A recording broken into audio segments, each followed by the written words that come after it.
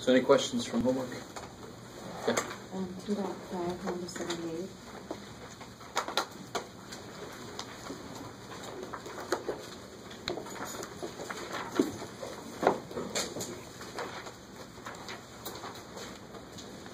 It's monster warm in here, is it not?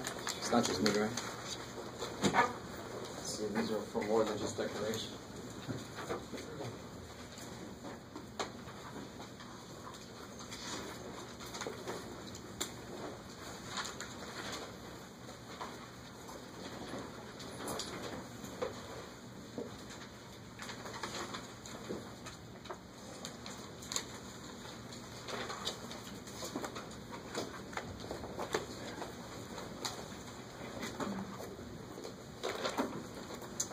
Okay.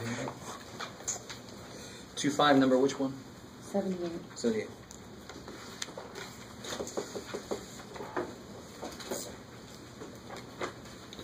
Oh yeah. Okay. So these questions about average are kind of funky. Real quick, couple words about averages in general. If I told you I have three numbers that average to be 10, they don't each have to be 10, right? That's the idea. They just have to average to be 10. Can anybody tell me anything about the numbers besides the average to be 10? I just told you that. Can you say, does that tell you anything? You don't know any of the numbers themselves, but what do you know about them? They could be, as long as something else is less than 10. It'll average back out. What's the only, how do you find the average? Yeah, so if I have three numbers sitting there, I would add them all up and divide by 3. So what do you divide by 3 to get 10? So that means that they must add to be 30. See, even though I don't know anything about any of the individual numbers, I know they have to add to be 30 because they average to be 10. You with me? No. So if I have three numbers that average to be 10, that means when I add them up and divide by 3, I get 10. Well, what must they add up to be then? They have to add up to be 30. What do you divide by 3 to get 10? 30. All right, so is everybody cool with that? Will that help me with this problem? Maybe not. But those are kind of things about averages that people don't know they know, that you don't realize you can do with them. Here's something else. If I want to average to be 10, let's make this a little more interesting. What would that last number have to be then? Based on what we just said. What does it add up? Yeah, exactly. What does it add up to be so far? 22, and they have to add up to be 30 to average to be 10. So there has to be an 8 there, right? Okay, those are all very interesting. Jeff, now let's get to the point. That's good stuff to know about average. Let's see if any of that helps me out here. I know that she has 82 average on 3 tests.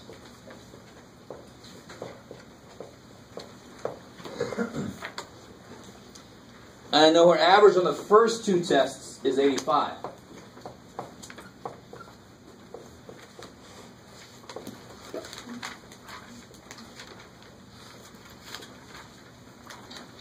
What was the score in the third test? So the third test is what we don't know, right? The third test is X.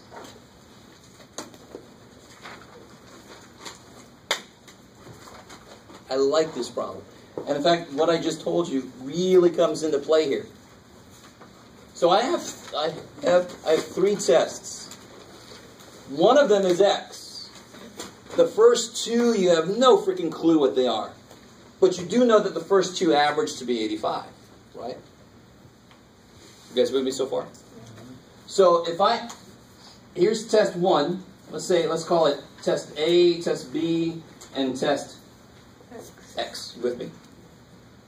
So how would I get the average for these? Add them up. Oh yeah, see what you get, and then And the difference. Divide by 3. Now what's the average for all 3 tests supposed to be? 82. Now it looks like, how the hell am I going to do this with 3 freaking variables? But based on what we just talked about, what's the average for the first 2 tests? 85. So what do they have to add to be? Double that, right? If A and B by itself averages to be 85, then A plus B must be twice 85, must be 170.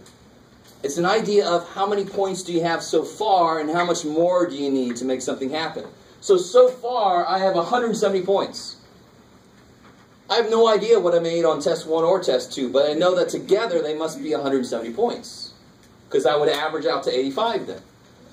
So here I got these together must be 170. So adding the first two gives me 170. When I add the third one in and divide by 3, my average must be 82. Now I can solve that equation for x. That is definitely one of the more difficult problems in there. Because you're not sure about what you know. What you're allowed to say. When I say things average to be something, you actually know something about what they add to be also. I like that. A lot of you guys are looking at me like, what? I think you had to have at least 3 numbers to do an average. No, yeah, you can average 2 numbers. Sure. I can average 1 freaking number. That's easy. We've taken 1 quiz so far. My average is that. Yay.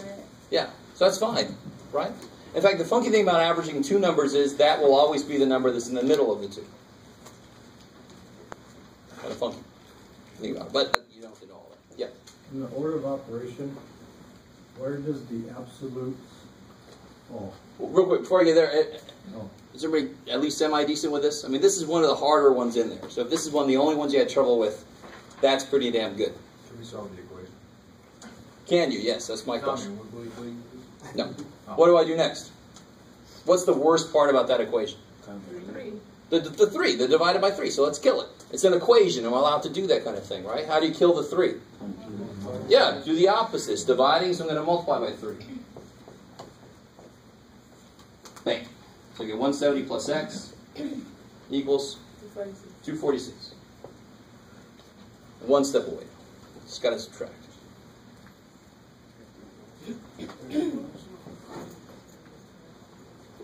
Is that cool?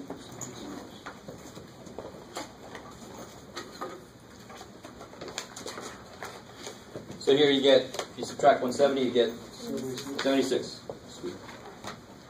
Let me show you something real quick, because I like this so much. I know that the first 2 tests average to 85. You with me? And the easiest way for that to be is if they were both 85. I don't know if they're both 85. But what I'm about to do doesn't really care about that. What's the last one gotta be to make them all come out to be 82? Well, how much over 82 is this? 3. How much over 82 is this? 3. So this one could be 6 under 82 and it would still come out to be an average of 82. What's 6 under 82? 76. That's the way I would do it. But this is just realizing how much play you've got. How much can you play with the numbers? How much are you allowed to play with the numbers? How comfortable are you playing with them? This is the way I would do it, but it's a little freaky. It's not immediately obvious to everybody that you're allowed to do that kind of thing. But it's just because averages really deal with sums. So if I don't know 2 of them, but I know that they average, who cares? I mean, the easiest way to say it is they're both 85 then. And this is a really cool way to do it. You say this over 3, that could be under 6 total. And it would still come out to 82 average. If you don't understand this, it's not the end of the world. This is like a little bit above and beyond. You can certainly still do this kind of thing. But again, this is one of the harder word problems in there. So don't totally freak out if you're not still quite getting this. Because averages are something we don't work with a lot. What was the other question? Jeremy, were you about to ask me something earlier, right? About that question. Oh yeah, that's fine. In the order of operation. Oh, the absolute values. Yeah, so they really come here. What if you have absolute value and then parentheses in the same? Well, what do you have if you have parentheses and the parentheses inside? So blew your mind. So I could have absolute value and then inside an absolute value and then inside of there in a parenthesis. If you really want to, I really don't want to, but I just did. It's too bad. So absolute, the order operations would say do inside there. So let's say I have a 3 minus sitting out there. I'd have to do in here first, and then you look at it fresh. Anytime you do inside parentheses, you look at inside there fresh. You say, okay, what about that problem? What would you do first here? In here. All right, what about that problem? What would you do first in there? In there. So that's what I mean by the innermost parentheses. Right? Absolute values now are the same level as parentheses. So you start here and then kind of work your way back out, back out. Yeah. I'm still confused. Can we do page 73, number 60?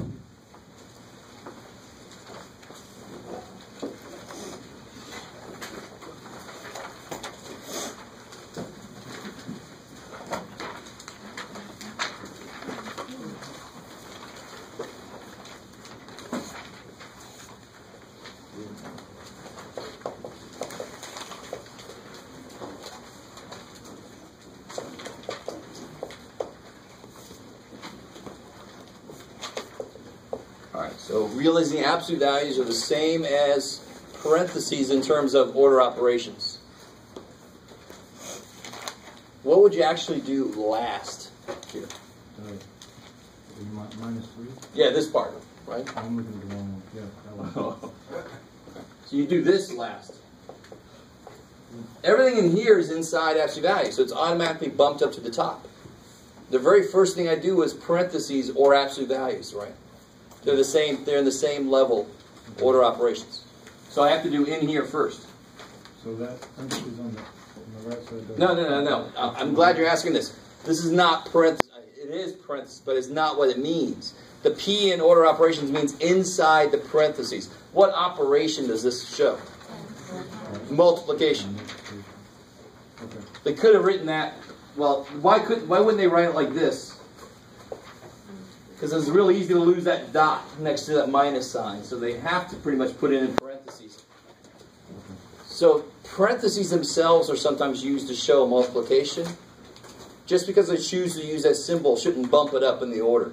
It's still just multiplication. Good. Because there's nothing to do in here. Yeah, so I would definitely start in here first. Yeah. And what are you doing there? 3.5. Careful, that's a times. That was the other big thing about that problem.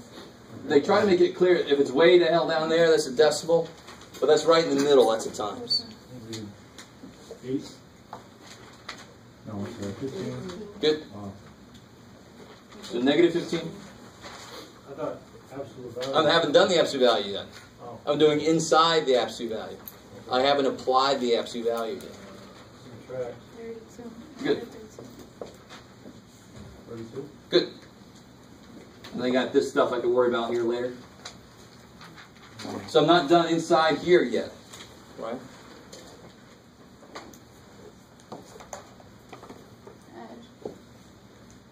So yeah, there's the same sign. You add them. 15 plus 32 is 47. Put the sign back on. Now. Yeah, the absolute value, negative 47. 47. And what's negative 3 times negative 2? 6. Positive 6, yeah. So I remember grading this, and a lot of you guys left that as a minus there. But of course the two negatives have to cancel, make that a plus. So I got 41 as an answer a lot, but those two negatives cancel each other. Yeah. Okay, so what if it was just the minus 3, minus 2 without the parentheses around the 2? What would be the sign? So this is multiplication. This is subtraction. But you would add it together. Yeah. Put the negative back on. Cool. I like it. What I also see a lot of is something like this here. Like watch that. I see stuff like this. And let's say on the next step it becomes 4 times 7. You know, the subtraction, and so a lot of you guys have a little note on your homework. Subtraction cannot become multiplication. Subtraction can become addition because they actually are the same thing.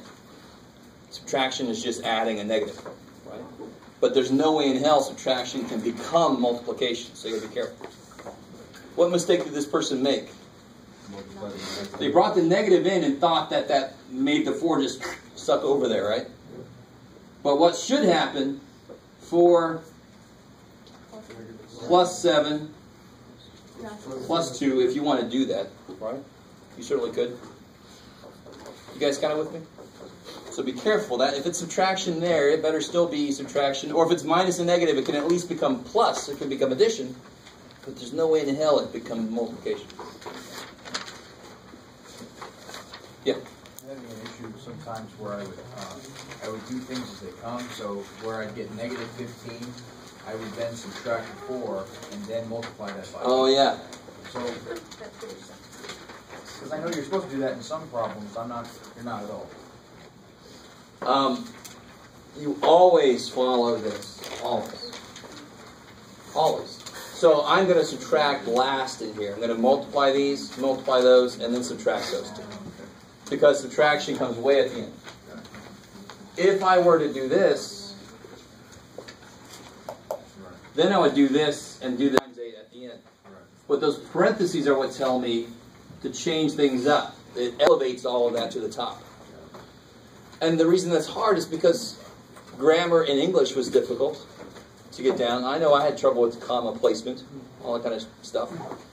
This is math grammar, so of course it's going to be hard too. I mean, it's almost like comma placement. The parentheses being in different places changes the meaning of the math sentence. And that's why, because it's got to follow these rules. Yeah. Yeah. Maybe do number 78 on the same page. And that was on page, where was it? 74, okay. Number 78.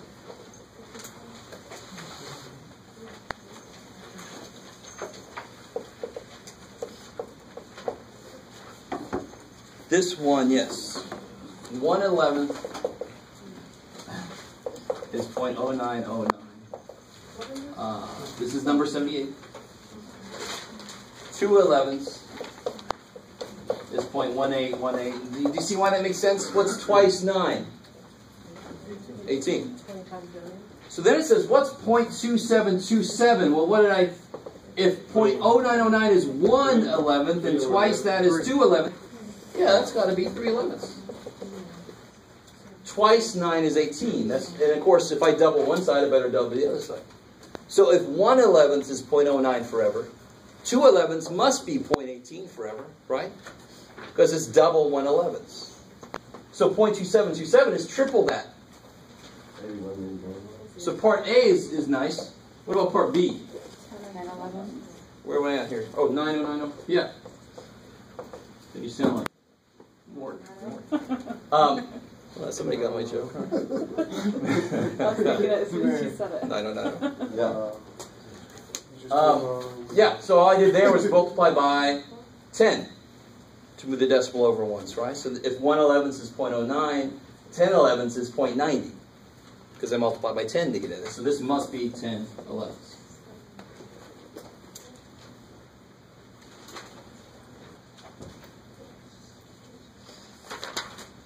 And again, I know on one, I mean, that's really just playing around with the numbers, but the more you can do that kind of problem, the more number sense you have, and the more connections you can make, the less work you have to do, the more of this you're able to do on your own. Yeah? I have a problem. Section 2.5, number 12, page 115. Number 12? Yeah.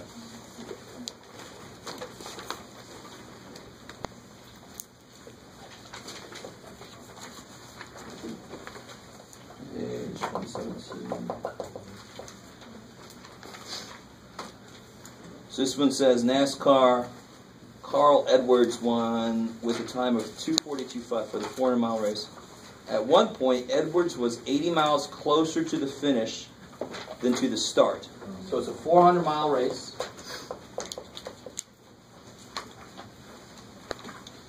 So let's pretend like, I know they go on laps, so let's pretend like they go in a straight line. I'm thinking about like a race across country or something, or out in the desert, going across the desert. Where'd he go? So at one point, Edwards was 80 miles closer to the finish than to the start. So this distance versus this distance, right? So this is the start, this is the finish. So what's my unknown in this case? Which one do you have to know first? So he's 80 miles closer to the finish than he is to the start. So, let's see.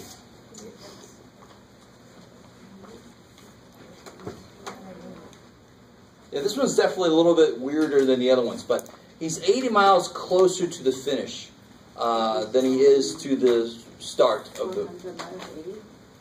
Say again? 400 minus 80? He's not, it doesn't mean he's got 80 miles left to go. It's just that he's 80 miles closer. So right here he is. He's some distance away from the start, and he's some distance away from the finish. But he's 80 miles closer to this guy than he is to this guy.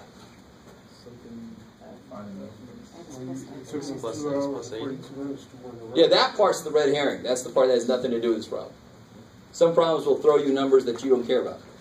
I don't care about that one. X plus X minus 80. So that's going to be the thing, yes. But so if he was that distance from the start, and he's 80 miles closer to the finish than to the start, how close is he to the finish?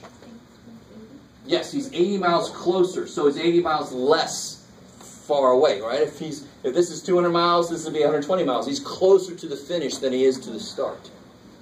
So if he's this far away from the beginning, he's this far away from the end. Now, since it's a 400-mile race, what's your equation going to be? What you just said. X minus 80 equals 400. Exactly, cool. So that one sounded very strange. But it's really the same thing as, I'm 5 years younger than somebody else, right? So you got to know that guy's age, and then it's X minus 5 to make V. I'm 80 miles closer to the finish than I am to the start. I've got to know this first, and then I can subtract 80 from it, because I'm closer, and that much closer to the end. And then together, this makes 400 miles total.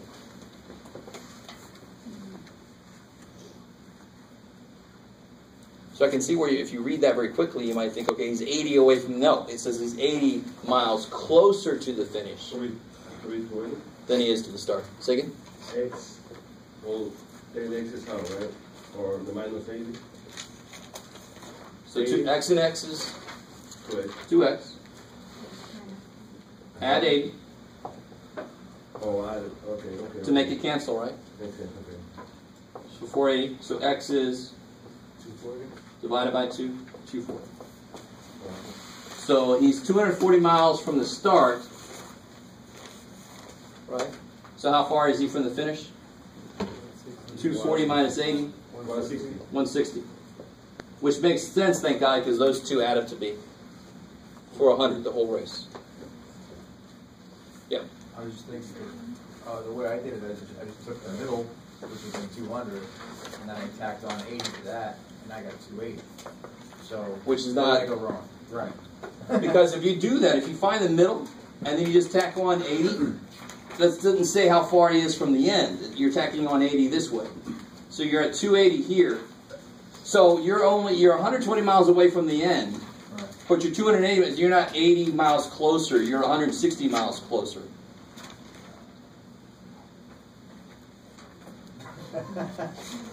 See, so algebra actually makes this problem easier, believe it or not. The relationship here is not as direct as it sounds like it should be. Yeah. Algebra doesn't have a damn problem with it. To tell you honestly, Andrew, if you would have added 40, right, because how much, if you add 80, you're getting 80 miles further from there and 80 miles closer to there. But if you add 40, you're getting 40 miles closer and 40 miles further, so overall you're 80 miles closer. Yeah. But that's not easy to think of when you're doing this. It doesn't sound like you have to do that. That's why it comes out to be 240. So the math didn't have a problem with it. If we try to do it this way, we really got to think ahead. You know, if I go 40 this way, that's actually two things. I'm going 40 away from there and 40 closer to that side. Yeah. And that would hit the 80 that I want. Woo! Yeah. Can you do number 70 on 2.4?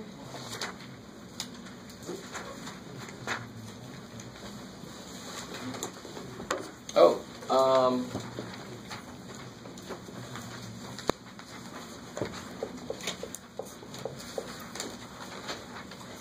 just a couple more questions here, I think. She left a $12.76 tip. And her meal was $58. So part A just says, what percent did she leave better than a 50% tip? What percent was her tip? How do you always calculate the percentage of something? Divide it? I like that. Divide, that's wrong. I'm going to say add. No, be careful. Yeah, but you got to know what you're going to plug in that thing, don't you? The calculator, do the problem. Siri. Siri, no, leave me out of this. Or she'll say, oh, leave me out of this. What's the percentage? So if there were 30 men in here and there's 50 people in here, how do you find the percentage of men in this room? 30 over 50, 30 out of 50 people. So the percentage tip that she did is based on the money. So it's $12.76 out of 58, the total cost. So $12.76 divided by 58. 20. So about 22%. What is it, 0.22? That's a pretty good tip, right? And then part B just says how much did she pay total. So then you just have to add the tip on top of the meal. That's the easy part. But percentages are always part divided by whole, right? So for tip, it's going to be the tip amount divided by the cost of the meal. That's the percent tip that you leave. Cool. Yeah. Can you go over number 72 on 7.5? 2.5? Yeah. 2.5. Sorry. I was going to say, wow. You got ahead.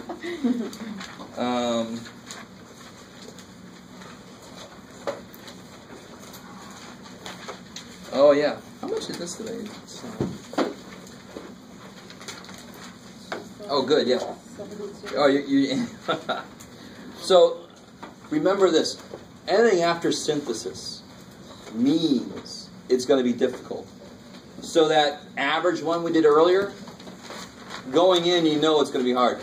If those are the only problems you can't do, you're doing fine. Those are the kind of problems that I would put as a bonus problem on the test. These go a little bit beyond what's expected of this curriculum, right? But 72, the only reason 72 is ugly, as far as the look I gave it, is it's got some fractions in it. The width of a rectangle is 3/4 the length. Oh, now it gets interesting. Yeah. The perimeter becomes 50 centimeters when the length and width are each increased by 2. I like it. So, let's start with, here's a rectangle. So I got width and I got length. Which one is just x?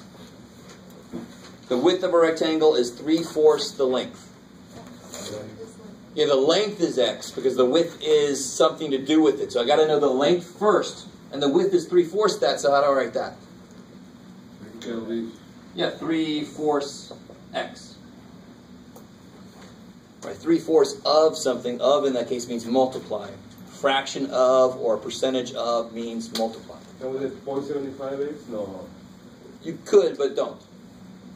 Now, so whenever you got fractions in the problem like that, don't convert them to decimals all the time. Yeah, leave them as fractions. The perimeter becomes 50. Now this sets up my basic rectangle, right? Now the reason that this problem is like bonus problem is because it's got two levels to it. It's the good old algebraic inception problem. Anybody ever watch Inception? Inception? No? Okay, thank you. You know what I'm talking about. This is a problem within a problem. Now I'm going to do something to my rectangle. What's it say I'm going to do? The perimeter becomes 50 when I do what? When the length and width are all increased by 2. Right? So what's my rectangle going to look like now? So we'll take our rectangle. So it's got x plus 2, 3/4 x plus 2, right? So when the length and the width are increased by 2, the perimeter becomes 50. So what's my equation? Yeah, add all these things up, right? So I got 2 of these, and I got 2 of these to make 50. So you set up like a basic rectangle based off of the 3/4. The width is 3/4 the length. And then it said, now increase all the sides by 2. All right, well, that's just adding 2 onto my picture. But it's that next layer. Right? That's then falling out. Anyway. And then now I just got the perimeter is 50, so I just get the perimeter by adding up all the sides. And then you just got to solve that little equation. You all love that problem. But again, what did Jeff say? Jeff just said this would be a bonus kind of problem. Anything after synthesis, I want you to try it, but don't pull your hair out if you don't get it, because they are supposed to be more difficult. Don't just leave it blank. Try something. Any questions on that? I mean, it's obviously not done, but if you want to do that, just solve that equation now. When you do the 2 times, like when you, whatever that's got to be the 2 times 3 over 4, can you simplify it? Of course, yeah. Well, when you pull this in, it's got 2 goes into 4 twice, so 3 over 2. It's gonna reduce. It's 2 over 1, right? Yeah. Yeah. So the 2 4 reduces to 2 on the bottom now, and then 2 times 2 4. That's the next step. Yeah. And then after that, with the fraction that you have to find the lowest common denominator across the board. Now I would just double everything, right? Yeah. That would kill that too. Right? Whenever you have a fraction inside an equation, what are you allowed to do if you want to? Multiply by the LCD. 4x plus 8 plus bam bam 3. So I kill that too now, right? So when this fraction you multiply by the LCD. When there are fractions in an equation, you gotta be careful, because I always get people that get overexcited and I say, what's 1/4 plus 3/4? And then they say, oh, I can multiply by 4. And of course, I mean, it only makes sense when there's 2 sides to balance. You can't just multiply 4 to something out of nowhere. I got $0.25 and $0.75. I got $4. Yeah. No, I'm not sure what world I wish I was living on, but that's dang true here. Do you see my point, though? Here I can definitely do it because it's a fraction inside of an equation. So I got both sides to balance me. I can do whatever I want to both sides. If I only have one side, I can't do shit to it. I got to work with whatever it is.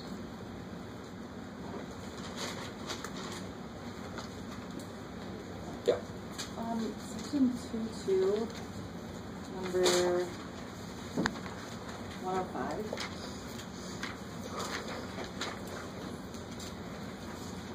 I don't know why I was looking at Let's see, I do. Do you have to, I don't know if I have to distribute that last 1 minus 5. Yeah, oh yeah. Yeah. Yeah.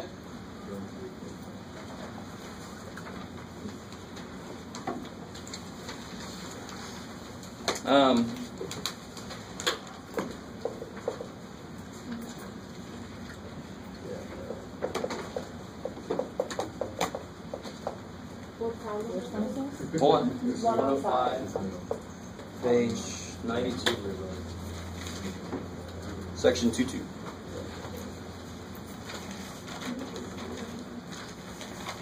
This is a synthesis problem, but let's see why they think it's going to be so hard. It doesn't look that bad to me, right? Not yet. But yeah, you've got to distribute the 2.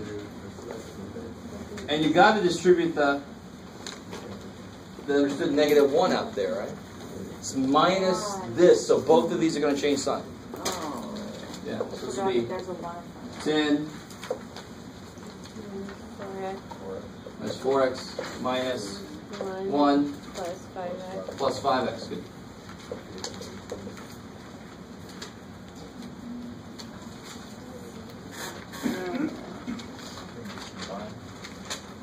Yeah, then you just combine like terms. So I don't know what the big deal is there. Well, I forgot that negative had a 1 in front of it. So I think that was even one of the ones on the website, like in the book. So I even looked and I still couldn't figure it out. Oh, okay. So I didn't know where they were getting that number probably from. Yeah. So this one, I think you go into it maybe a little trepidatious, but the worst part of that problem is this. And now it's not that bad, right? I don't know why necessarily this is a synthesis problem, to be honest. contradiction. Oh, I see why. So you get 9 minus 3x equals 9 plus x. And this is where people freak out a little bit. If you do this first, you freak out a little bit. Right? But your x's aren't together yet. So you can just subtract x maybe. And people freak out here and they say no solution or undefined or something weird. But again, the 0 is not what tells me what to do. Why is my x not by itself yet? The -4. This tells me what to do. I don't care what's over there. I know I got to divide by -4 to get my goal of x alone.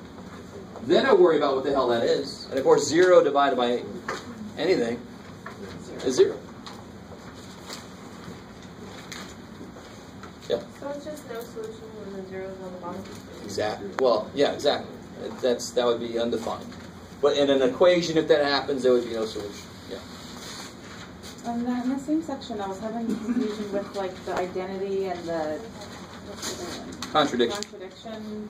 So that's the terminology for, remember if you work a problem out, Is it only you have an equation, you work it out, and you get here, what does that mean? contradiction?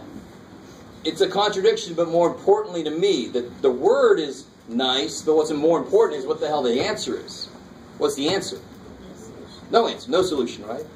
So, it's called a contradiction, which kind of makes sense. Yeah. It's contradicting itself. How important is it to me to know that word? Not as important as knowing what the answer is, right? It's called a contradiction, that's nice. But the important part is there's no solution. There's no way to make that thing happen, whatever that thing is. How can I save $800 a year in energy? Maybe it'll come out to, there ain't no way you can do that, Jeff. Oh, shit, all right. I think I was confused mostly by like the identity. I understand like if it's 32 equals 32, it's identity. I get it. It makes sense. Whatever, it works. But like I think in the book it was saying something like you could use like any variable, but like any number would work. Maybe I was reading it wrong. No, it's right. But like I plugged in a different number just to see, and it didn't make any sense. All right, so I'm curious. There was a couple people doing this. All right, go with me here. All right, how do I solve that? Add 1 plus 1. Everybody's like, what's it done? How do I check that? Plug it in. Plug it in. So you get 8 minus 1, is that 7? But I get somebody get here and they say identity. They'd say all real numbers. No, this is the check step, right? The answer step is here.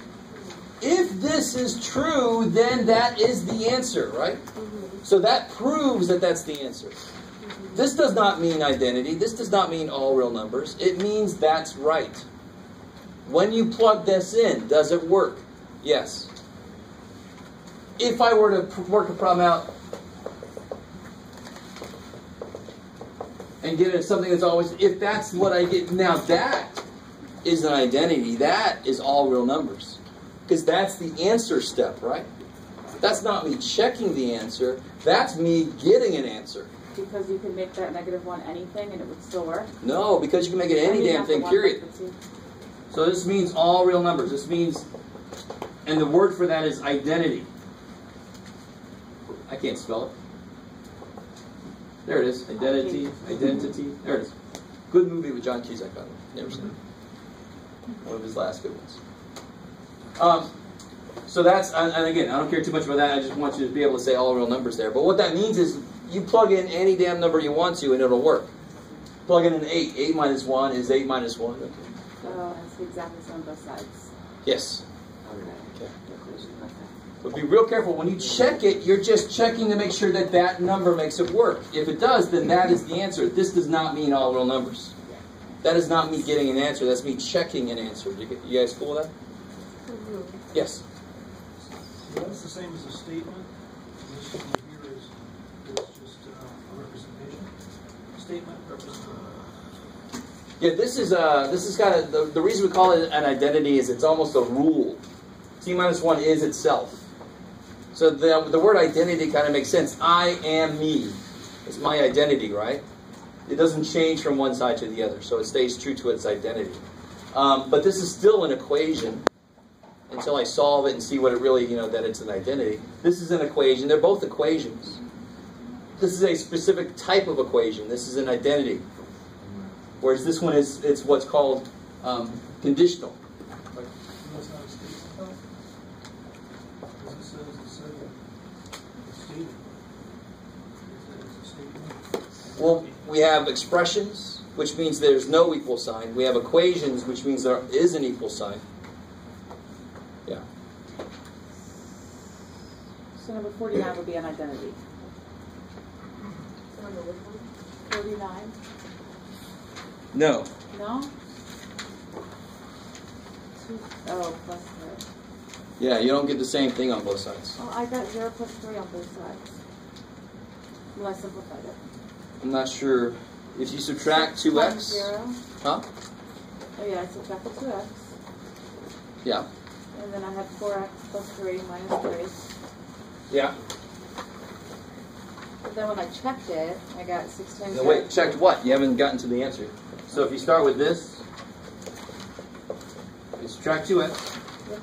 4x plus 3 equals 3. Keep going. Minus 3. Good. Minus 3. 4x equals 0. Divide by 4. Divide by 4. X equals 0. That is the only possible answer. Then you go to check it to make sure you didn't make a mistake. And you check to see if that answer works. And when you plug in a 0, you do get, it does work. That means that is the answer. It is a conditional equation. Why? Because on the condition that x is 0, it'll work. And you just prove that it'll work if x is 0. Okay. If you plug in any other number, it will not work. Gotcha. It's conditional. It has to be the condition that x is 0. It doesn't work for everything. Yeah. I have a question. Yep. Section 2.6 is 129, number 45. Number 45? 45? Yeah. Okay. This is the last question, I think, and we got to get into some new stuff.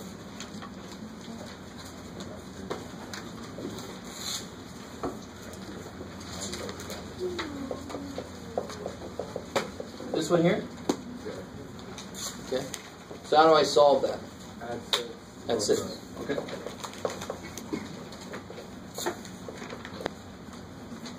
Yeah, the one that's on it's asking, write building notation and make sure. Yeah, so I'll tell you this right now. Set builder. I forgot to say this last time. Set builder notation. Set builder? Don't worry about it. It's pure shit. What set builder does is it says all n such that n is less than 17. How useful is that? I already said n is less than 17. Set builder notation, I don't know why algebra books keep putting this thing in here. It becomes much more useful later in math when you have a very complicated way of describing what answers work. Like maybe all the odd ones that aren't multiples of 5. So you want to say all n such that it's odd and it's not a multiple of 5. I can describe my answers in a different way. And there are equations that come out with answers like that, believe it or not. It'll only work for certain sets of numbers. Here, I've already described it. I don't really understand personally the set builder, and I just forgot to say it last time. Don't worry about set builder notation. This is how you read it. All n such that n is less than 17, but isn't that basically what that already says? Yeah. It's kind of too repetitive. Yeah. What about interval notation? Interval notation you definitely have to know. Yeah. So how do I graph this thing? 17. Yeah, 17. To the left. Yeah, I want to shade it down. Parenthesis, good, because I don't want to include it. And then what's interval notation going to look like? It goes from... Careful now, that would be this way. Yeah, the biggest one is 17. The smallest one will then be negative infinity. So never put a bracket on him, because you can never get to infinity. And in this case, I don't even want to include before 17.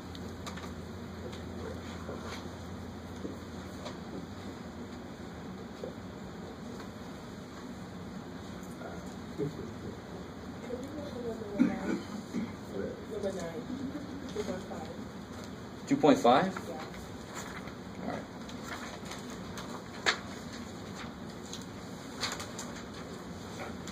Oh, that one's just like number 12.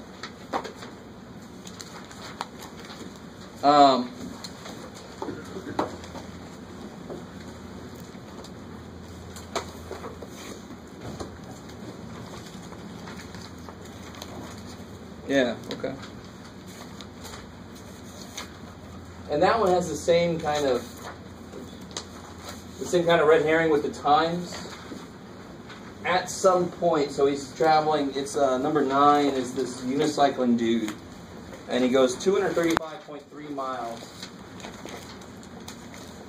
At some point, he is twice as far from the finish line as he is from the start.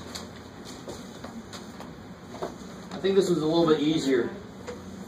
Twice as far from the finish as he is from the start. So which one's just X? Which distance here?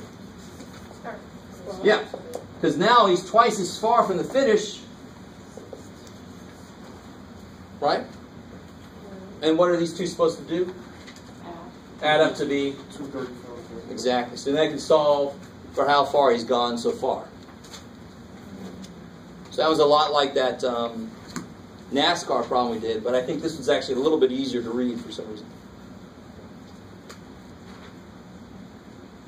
Or not. So again, it's all in the... If I said there were twice as many boys as girls,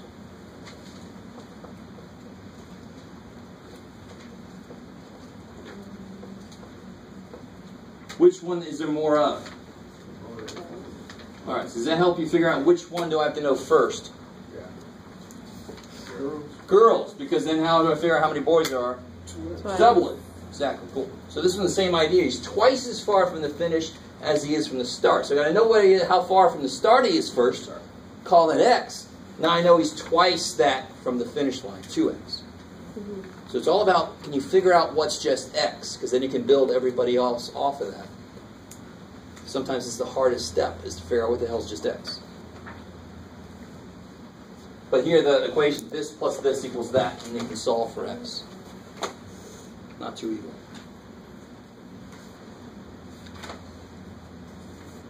Okay.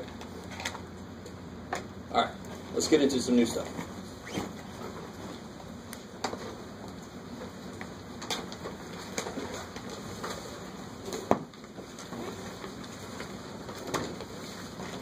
And we're not going to do that much, I don't think. Let me see.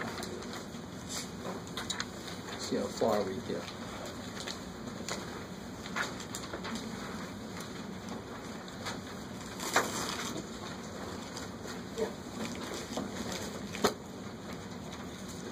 So let me try to gauge how much you guys already kind of know about graphing.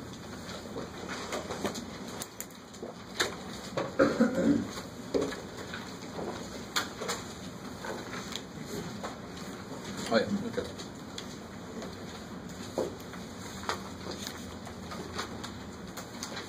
Oh, cool. First off, if I had to plot the point... Oh, let me start off easier then. This is section 3.1.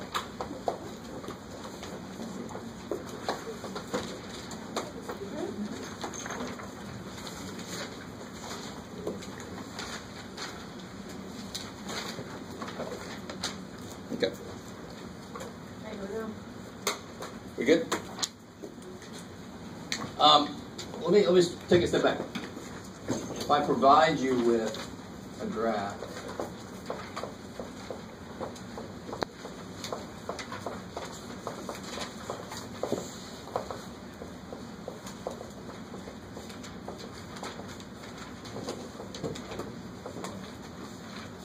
okay, so if I ask you to just plot on a number line, like we did for the inequalities, right? You can plot a point, and then you can shade it, or you can put the parenthesis or the bracket and all that kind of stuff. That's good for a single variable. The minute I have two variables involved, I want to be able to go two different directions. So the x variable controls left and right, and the y variable controls up and down. So this is, the classic example is latitude, longitude on the Earth. Or right ascension and declination, if any of you guys are interested in looking at stars, astronomy. little bit. It's the same kind of thing, except you map it to the sky, so you can tell somebody where a certain star is by how far over and up you got to go, just like the latitude longitude on the surface of the Earth. So that's really, it's trying to find points on a plane, points on a board or something. In future math courses, you would go into 3 dimensions, where I would go over one, up one, and then out somewhere to find points in space. You guys kind of with me? This class, we're going to stick with 2D. Let me ask you this first. So recreate this on your paper. And if you are as messy as I am, or messier, you probably want to get yourself some graphics. I will provide little graphs on tests to use. Find these points for me in here.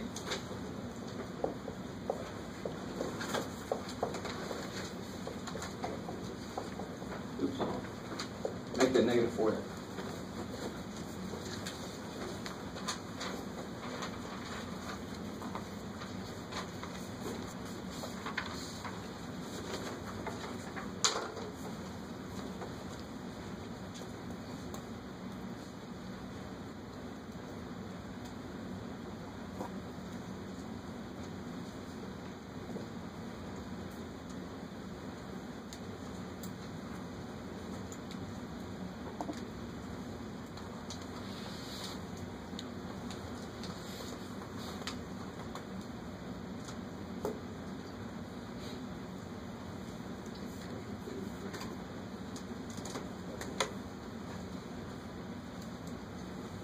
So where's -1, 4? What does that mean?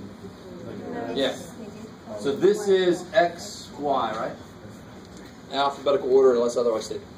So x tells me left and right. So -1 actually tells me to go back 1, and then 4 positive, so up 4, yeah. So that's going to be the point, -1, 4. And then where's 2, -4? Yeah, right 2. Down -4. Good, down 4. 1, 3. Yeah, over 1. Up 3. And then 4, 0. Yeah, over 4, it's the x, and then y is nothing, so I stay on the x-axis. 0, -1. So I don't go anywhere left and right, but I do go down 1. Cool. This point here, 0, 0, is called the origin. Which kind of makes sense. That's where we start. We originate there to find points. We start there and then move around. These 4 things, quadrants, right? Kind of makes sense. The word quad coming from 4. So this is quadrant 1, and then for some reason they decided to go counterclockwise. None of us are there to suggest otherwise, so oh well, we're stuck with it. So I'd say, for example, this point is in quadrant 1, this point is in quadrant 2, so forth. Cool. One reason why we want to be able to do this is obviously stuff like latitude, longitude is important. Any of you guys big enough geeks that you do any geocaching? Ever heard of that? Oh, yeah. Hey, there you go. Take my Cool. kids to that. We have it. So geocaching is basically where people have put little, normally it's little inside something you can write your name on it real quick to say that you found it. And you get the GPS coordinates, so you have to go find it. Some of them are actually down under the water. You have to dive to get to them. It's a worldwide scavenger hunt. Exactly. It's so much fun.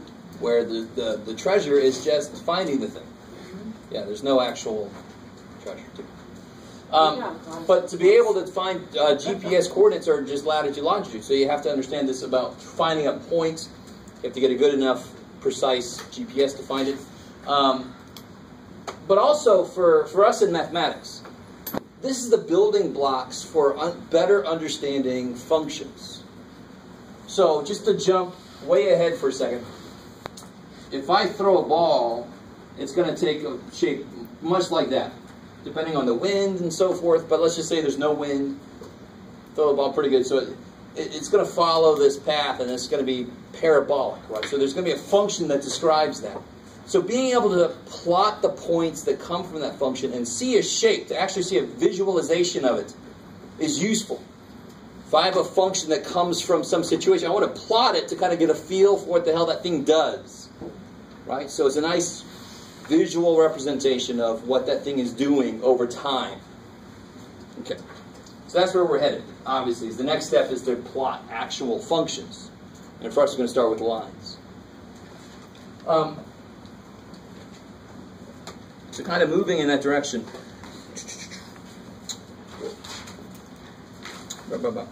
This first section, section 3.1, it actually consists of bar graphs. So section 3.1, it's going to have some bar graphs, some line graphs, some pie charts.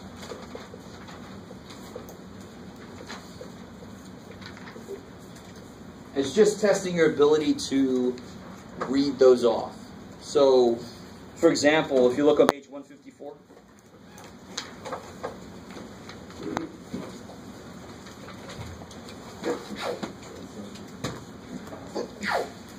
page 154, section 3.1, it's got a bar graph showing, let's see, for the booklets out there. Let me just recreate a little bit of it.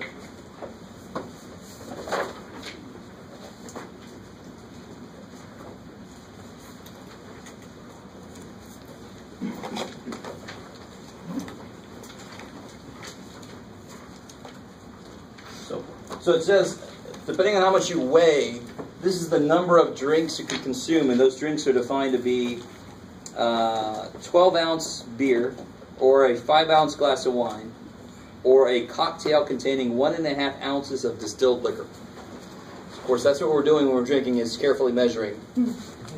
I'll bring my measuring cup with me, just to keep the bar honest, actually. But just trying to see if you know how to read this kind of, and we see these kind of things all the damn time in the newspaper and so forth. What's the newspapers? Those things, or you see it in articles online. So, for example, if I weigh 140 pounds, which I certainly do not, how many drinks can I consume by their definition of drink? 3. All right. So you're going to get questions like that. You kind of with me?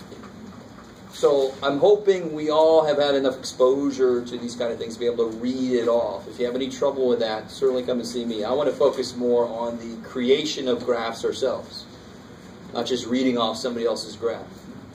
But this is definitely in there. So the next thing here is that graph that I had. If I had a graph points like this, that's why I started to write earlier. If I had a bunch of points like that, I certainly would not use a scale 1, 2, 3, 4. Right? But at the same time, I would not say 10, 30, negative 40. I mean, what the hell?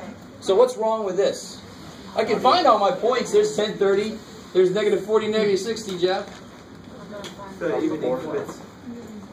Not equal units. I like it. The scale sucks. The scale is not consistent, right? This is 10, but this is 40. No.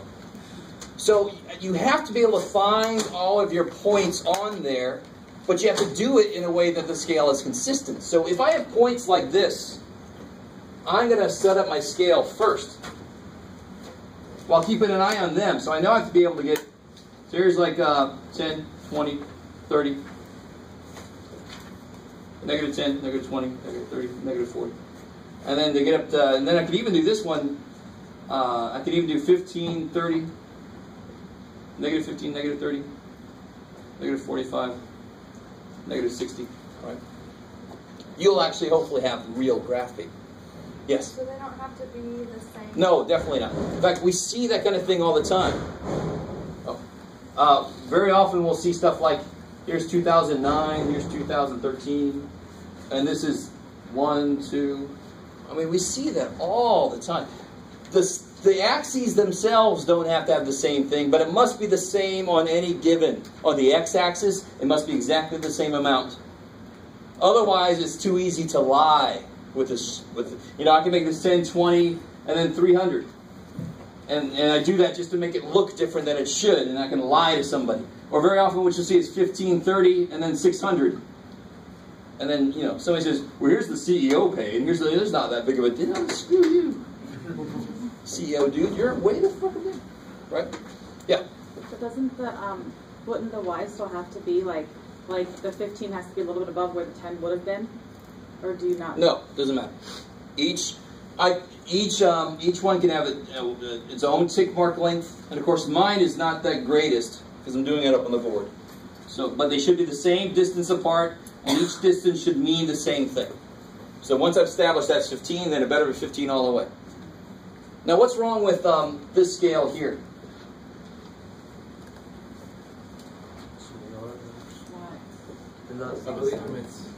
Yeah, this is 1, whereas this is 2. That's no good, right? But I see that a lot too. 1, 3, 5, 7. Somebody's like, I'm thinking odd numbers, but your scale isn't consistent then. You got to be careful. You guys kind of with me here? If you ever go into a science class after this course, I want you to make really good graphs, because that's the first thing that's going to make a science teacher cry, is if somebody turns in this crappy-ass graph. And how important are graphs in science? Silly important. That's how you see patterns of what's going on. Right? See a population grow, and if you don't graph it correctly, so you might, oh my God, it's going to keep growing. No, it's not. It's going to have a ceiling to it, right? You guys kind of see what? If you're not careful with the way you graph, you're going to make wrong predictions. Right? And if you're not careful with the way you scale, you're not going to have a good graph. Okay. So you might want to invest in some graph paper. So let's get into the real meaty graph stuff here. How do I... Well, first off, let's do this.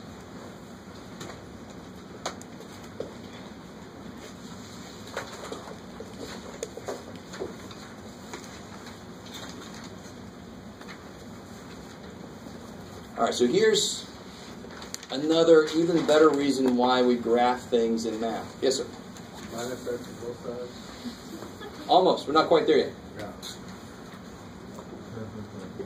So you're thinking ahead to the right shape, the right form for a line, right? Does anybody remember y equals mx plus b? Yeah. All right, we're getting there. We're not there yet. So pull it back in. If I ask you, this is going to be a crazy question, I'm going to admit that right ahead of time, but if I ask you, what are the answers to this? You can start listing a few, right? So list a few for me. What's some answers to this?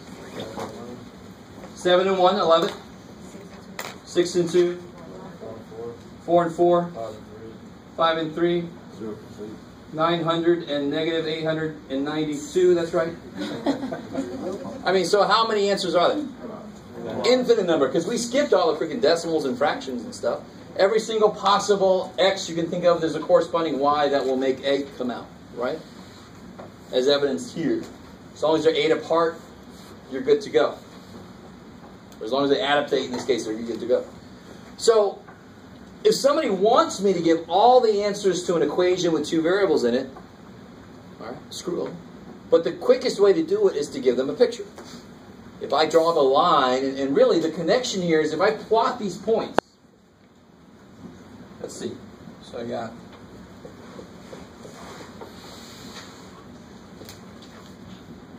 I'm not going to plot, let's throw that one. I'm just going to throw my scale way off.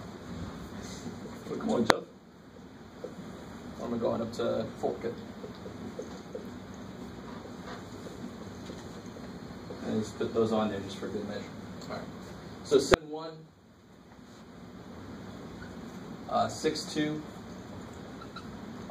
4, 4,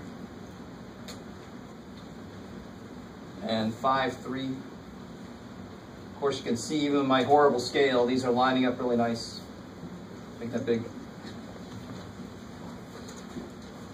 And they have to line up. There's a relationship between x and y. X can't change by an amount without changing y by the right amount. So they're always going to stay lockstep with each other. So the answer is going to come out to be a straight line for this kind of thing. Of course, some of you guys know the minute I start putting powers on like squared or cube, I'm going to end up with these curves. Right? But if they're both to the first power, you're going to end up with the straight line always. So when somebody says, what are all the answers? You can give a few answers, and if you plot it, the minute you connect those points, what's true about this point? What's true about that point? When you add the coordinates, it's got to work in this equation. I love it. Whatever the hell that point is, it's got to work in this equation. Therefore, it is an answer. So when you graph the line, you're giving an infinite number of answers to somebody. Like, well, I want the answer. Well, they just follow my line. Next. Right. Done with that problem. Does that make sense? So a line, when you graph a line, is a visual representation of all the answers to this equation. Right? Sort of rhymed. Okay, maybe. So the first way to do this is to create XY tables. So if I give you this here,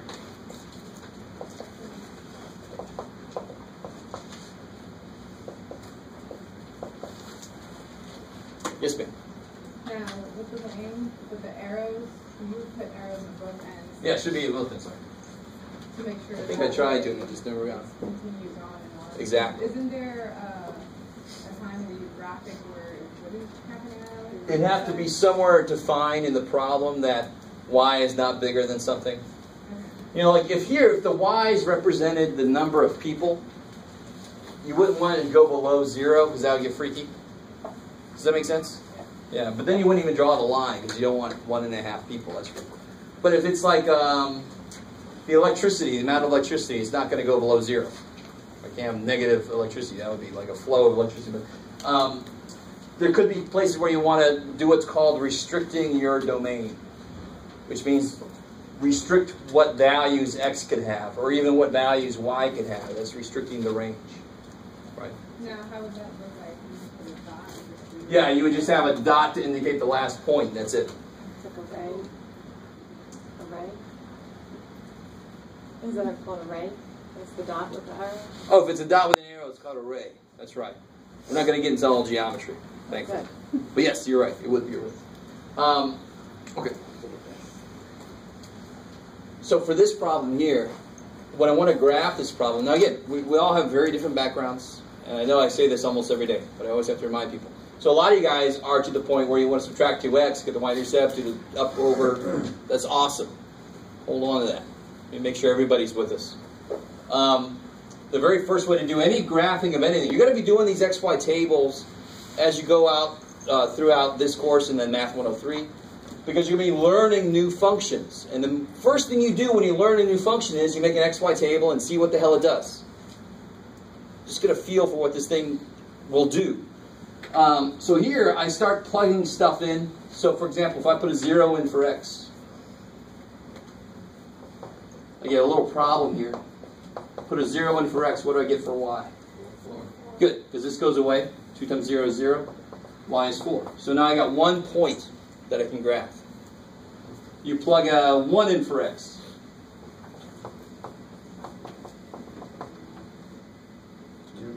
Yeah, subtract the 2. Y is 2. So now I get 2 points I can graph. Is everybody with me? So the whole idea is there's a relationship between x and y. X can't change without y also changing. Therefore, I want to see what it does when I change x. If I put in there, let's put something in for y. If I put, what, Jeff? Put -2 in for y. What do I get for x?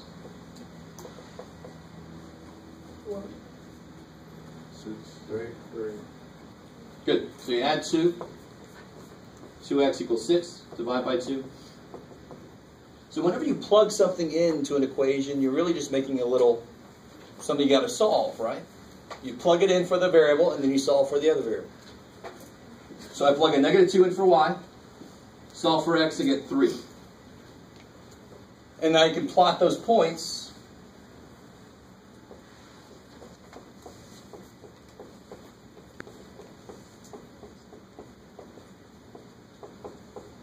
This is exciting. So I plot those points 0, 4, where would that go? Yeah, just up 4. Nowhere left and right, just up 4 on the y-axis. 1, 2. 1, and then up 2, good. 3, negative 2. So 3, down 2. I like it. And then if my scale was better, my scale sucks major. Oh, well. Oh, I see this guy's too big. Let's make this really big.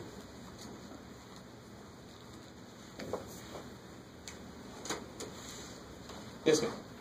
What if for some reason you don't end up with a straight line, you just have to figure it out?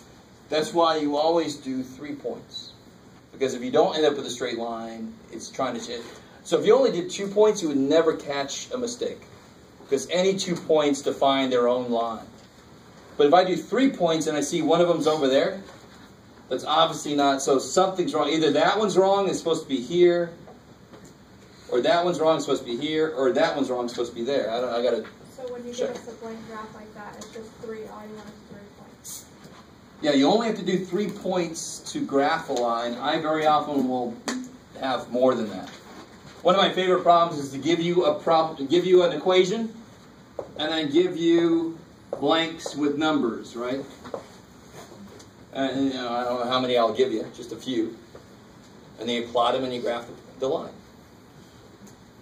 So those of you who were with me in Math 8, this is one of the last things we did in the class, was to do some graphing. Yes, ma'am? So, will you be choosing our own numbers? Yes, sometimes here I'm choosing numbers for you, but then I could give you a problem where I just say create a table of values. So you pick your own numbers. And when I have to pick my own numbers, I pick 0, 1, negative 1, I kind of stay there. If I would have put a number in and got 11 here, considering my graph, I'm not going to use that point. You don't have to use the point. All you need are 3 points. And if you get one that you don't like, cross it out, get another one. If it doesn't fit on your scale, right? Cool.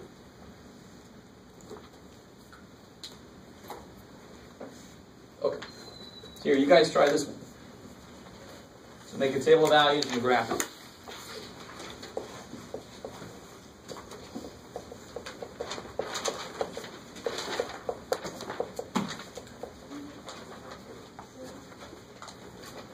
What do you got, Chuck?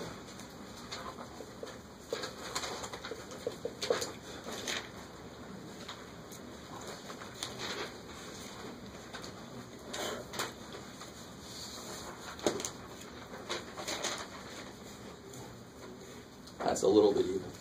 Make that a plus. Please.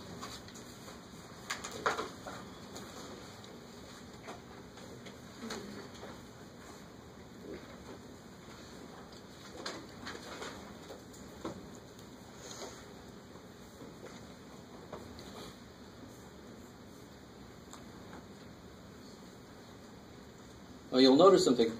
Very often we think of x as our input variable. That's what we pick values for. Because very often we can get y by itself. Notice how if I pick stuff for y, I might get a fraction because I'll have to divide by 3 to solve for x. I don't want to try to graph 5/3 unless I really have to. You with me? So if I get a fractional answer, I'm certainly not going to use that point if I don't have to. Because then it's easier to make a mistake. So I'd rather use x in this case for an input because there is no coefficient on the y. I'm not going to make fractions.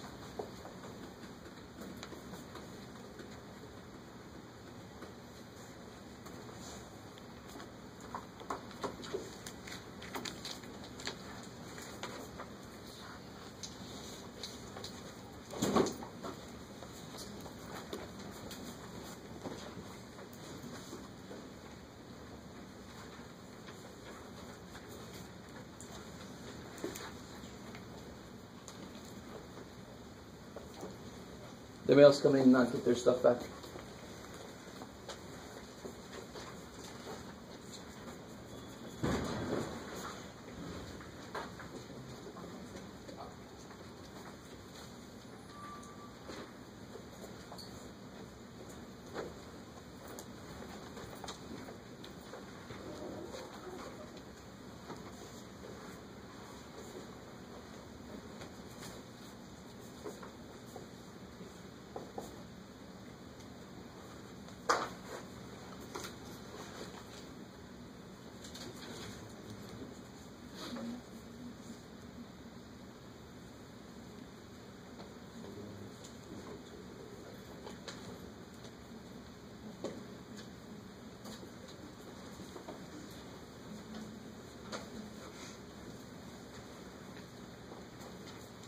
So what values are you guys plugging in? What do you plug in for x?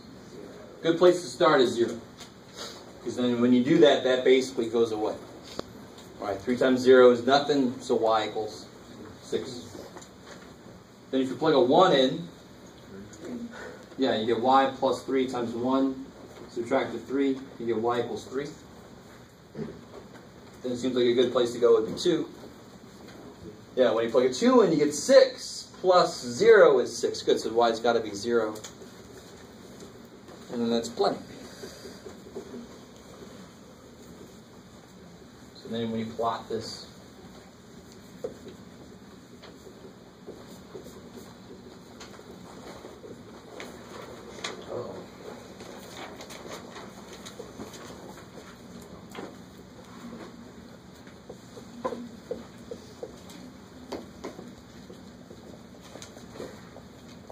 now I can plot 0, 6. Where would that be? I think I kind of gave it away.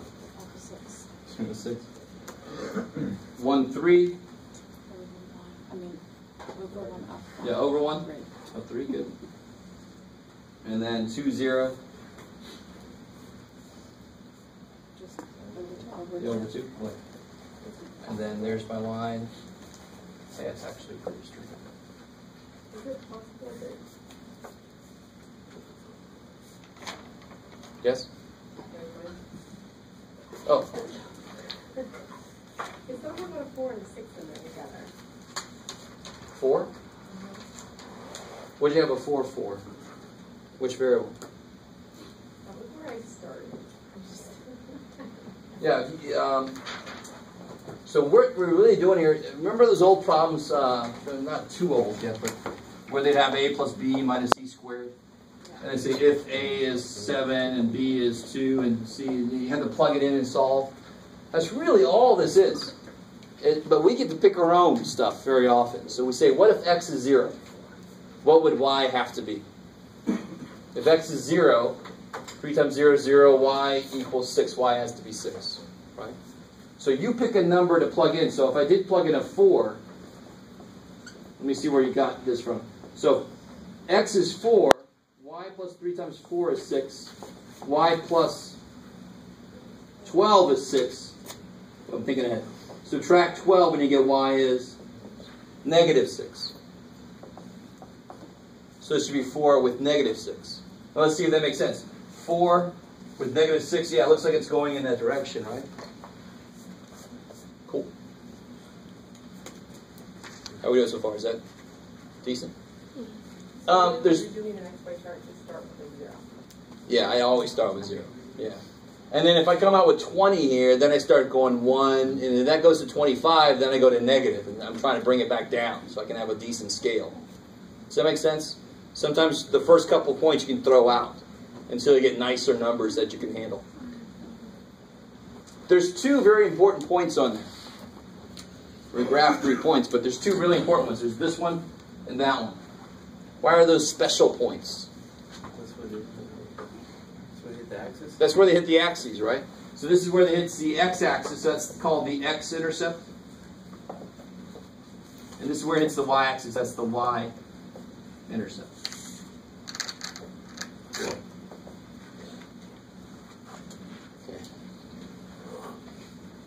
So I'm just now making a decision to only go up to 3, 2. I'm not going to give them to 3, 3. But I want to at least say that when we have this graph sitting up here. So let's do this. Everybody's got a practice test now, right? Right. Let me go ahead and give you the answer key. And let me say this, because I don't remember if I said this last time, but I think I did. Don't do and redo and redo and redo and redo these problems. That's not going to get you anywhere. You're going to be able to do this problem, but not the one that I put on the test. You want to maybe do this, see where you had trouble, and then go focus on that in the book. Right? Or you don't have to do this at all. This is nothing you have to turn in. Please, dear God, don't turn it in. I already have enough stuff. Right, this is completely up to you how much you do this or not. Do not, if you're going to use this to study, don't think you're studying if you're just looking at my answer key and going, yeah. Yeah. All right, I'm ready for that.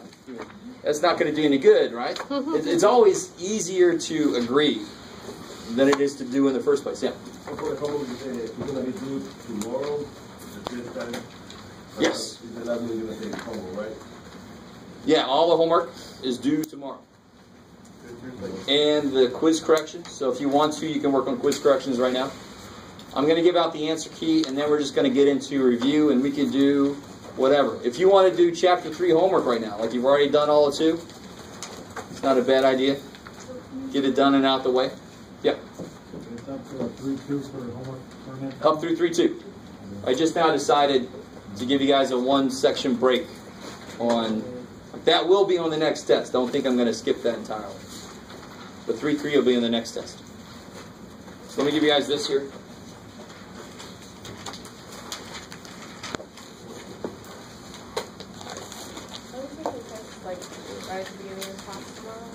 Yeah.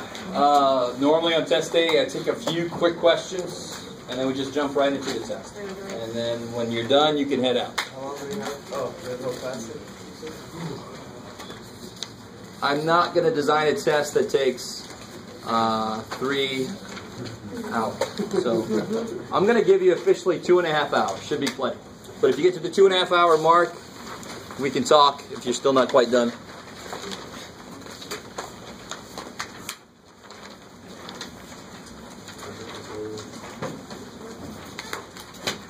Make sure you have a front and a back.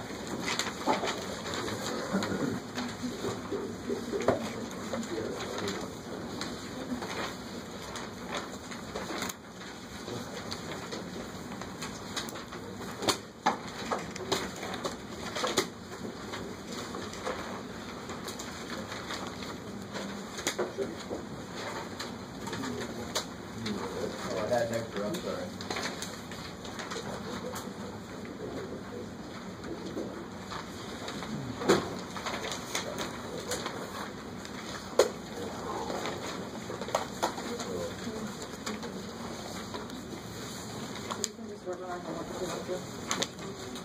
Definitely.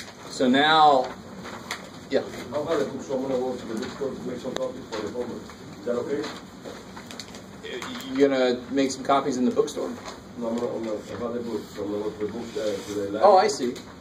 Make some copies of the homework. Okay. Is that okay? You can do that. Thank you. So these ones, I have to check every single, all the answers. Yeah, in the book it tells you the sections where you got to check. All right. So do those. Yeah.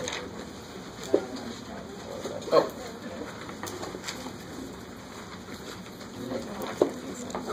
Thank you.